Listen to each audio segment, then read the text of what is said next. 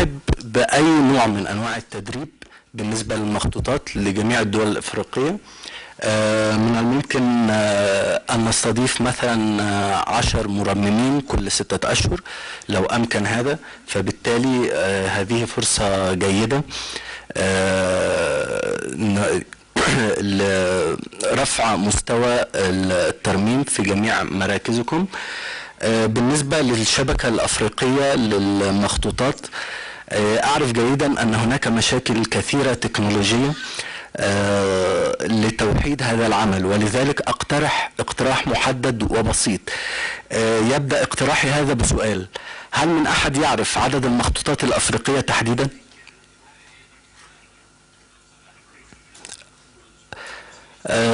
أستطيع أن أخمن أنه لا يوجد أحد يعرف عدد المخطوطات.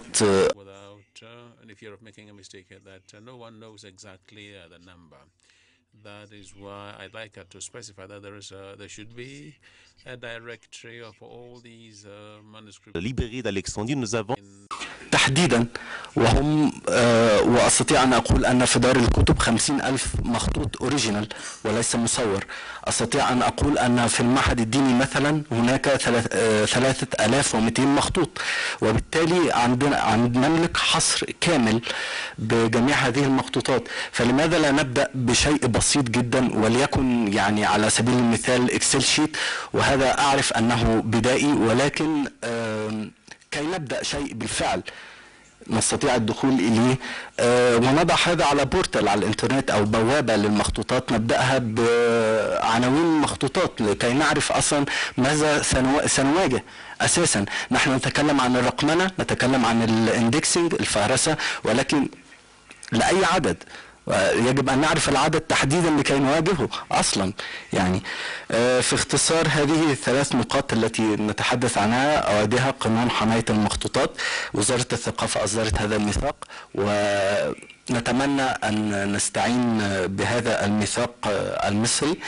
2 معمل الترميم كما قلت، نستطيع أن أو تستطيع أن ترسلوا أي عدد من المتدربين، ولكن 10 متدربين للمستوى الأولي، وبعديها البروفيشنال وايز يعني للترميم.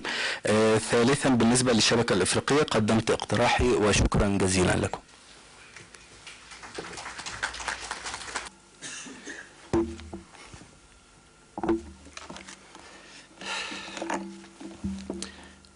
I will talk in just one minute. I want to say just to let's be realistic. We have problems of in the continent of contact, of funding.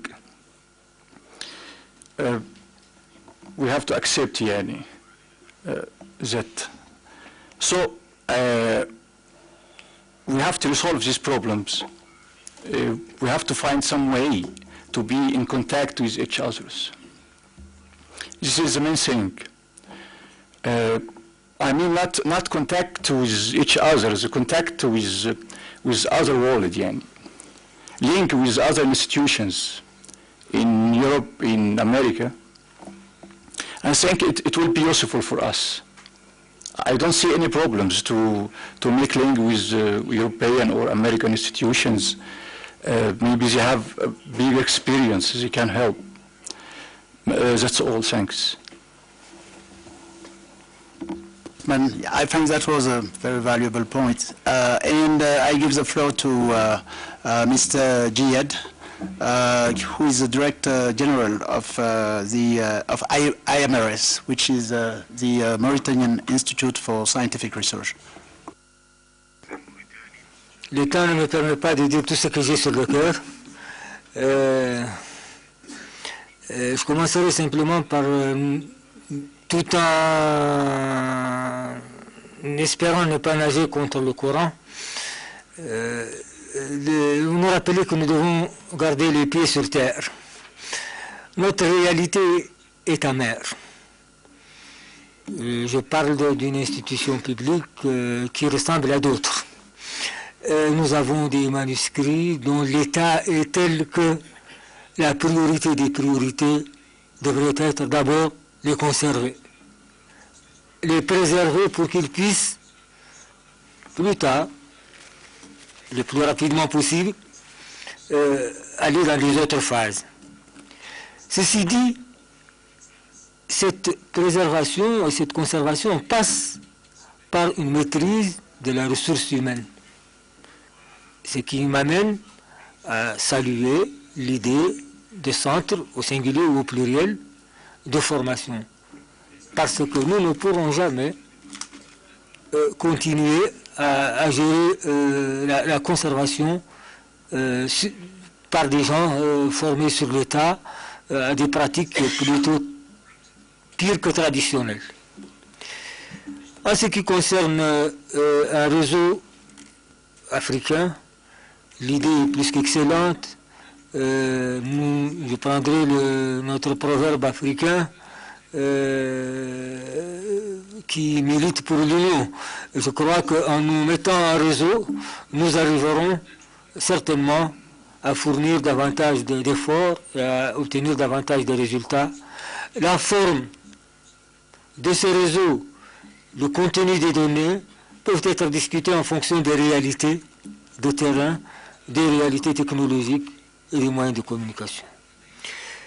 En ce qui concerne les aspects légaux, ils sont particulièrement importants, mais le problème n'est pas de promulguer des lois, le problème est de les appliquer. Et l'application des lois dans nos pays n'est pas qu'un problème de gendarmes et de policiers, mais des citoyens. Trouvons le moyen de lier le citoyen avec son patrimoine.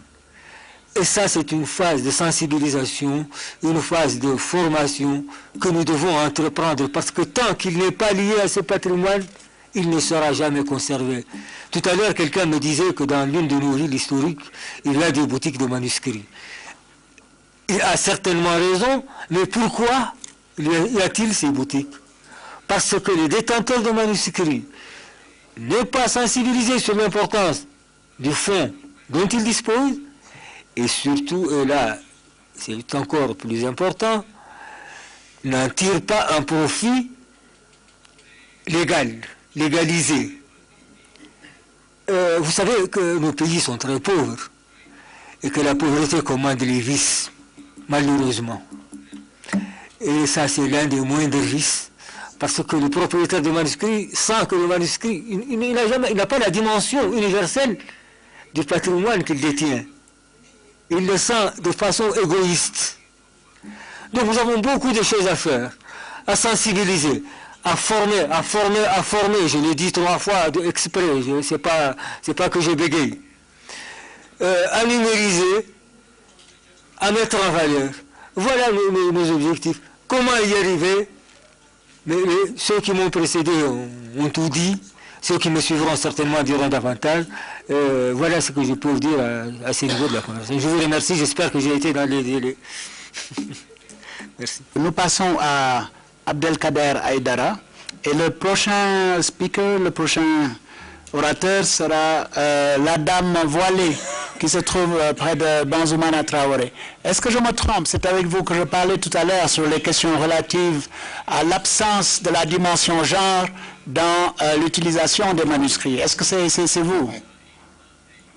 D'accord. OK. Donc, Abdelkader Aïdara, avant de vous donner la parole, je voudrais vous introduire.